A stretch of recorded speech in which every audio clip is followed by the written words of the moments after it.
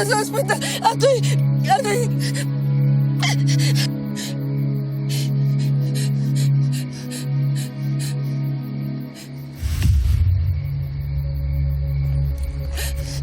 Kuya!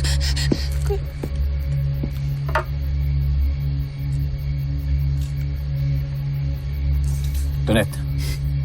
Tonet. Hindi dugo yan. Motor oil. Ako tumama ulo niya rito. Yan. Tadulas siya dyan. At dun sa puno tumama yung bala.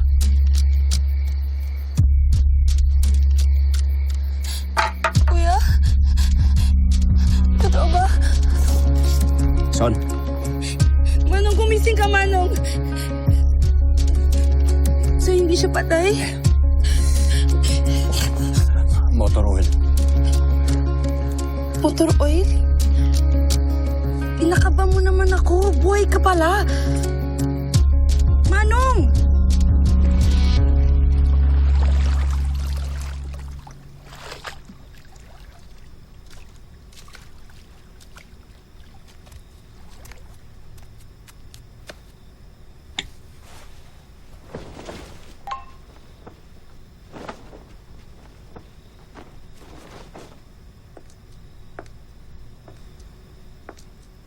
Parang, tulog din ka-text mo. Although, I think that yung ka-text mo na maaga matulog is better than an island fling who forgot about you. But, you can do better. And you think he did better by marrying my brother? Please. At least I know his name. Don't worry. Malapit ko na siya mahanap. Thank you, Ate. Ma'am, ayos tong hubak kayo? Sumasakit lang tong tagiliran ko eh. Hindi naman masakit siyan ko. Hindi po kaya may appendicitis kayo? That's impossible. Naoperahan na ako for that when I was in a coma. Wala na akong appendix. Ma'am, bakit para pong wala naman po kayong scar? Di ba po dito po banda yung sugat? Tez! Doktor ka pala, no? Alam mo, kung ako sa'yo, bumalik ka na sa kusina at gawin mo ang mga kailangan mong gawin. Sorry po. Pasensya na po, ma'am.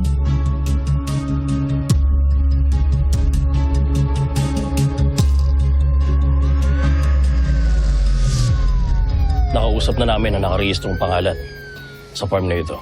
Si Miss Bernadette Malyari. Tsahin siya ng suspect na si Enzo Malyari. Ulila na si Enzo. At dito na rin siya pinalaki ng kanyang tsahin. 2 years ago, nag-migrate si Miss Malyari by west.